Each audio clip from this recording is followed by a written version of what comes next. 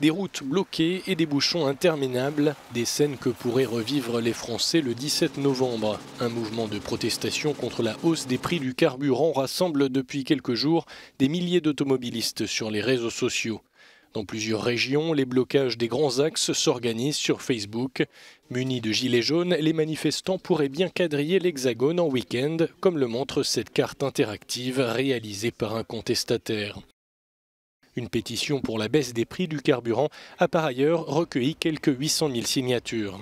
Ce mardi, depuis Verdun, Emmanuel Macron a assuré qu'il ne reculerait pas, mais a proposé d'aider les Français les plus modestes. Moi, c'est un peu la double peine. Je n'ai pas les moyens d'habiter à côté de l'endroit où je travaille. Je suis un courageux ou une courageuse. Je me lève tous les matins pour aller travailler et moi, on me pénalise. Donc eux, il faut pouvoir les aider. Les prix du sans-plomb et du gazole ont augmenté d'une vingtaine de centimes sur un an en France jusqu'à atteindre leur plus haut niveau en plus d'une décennie.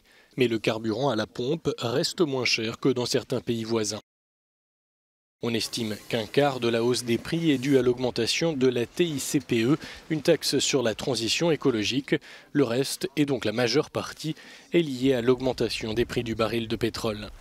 S'il a obtenu la sympathie de plusieurs représentants politiques, les partis d'opposition, comme les syndicats, ont jusqu'ici gardé leur distance vis-à-vis du mouvement des Gilets jaunes. Seul le Rassemblement national l'a officiellement soutenu.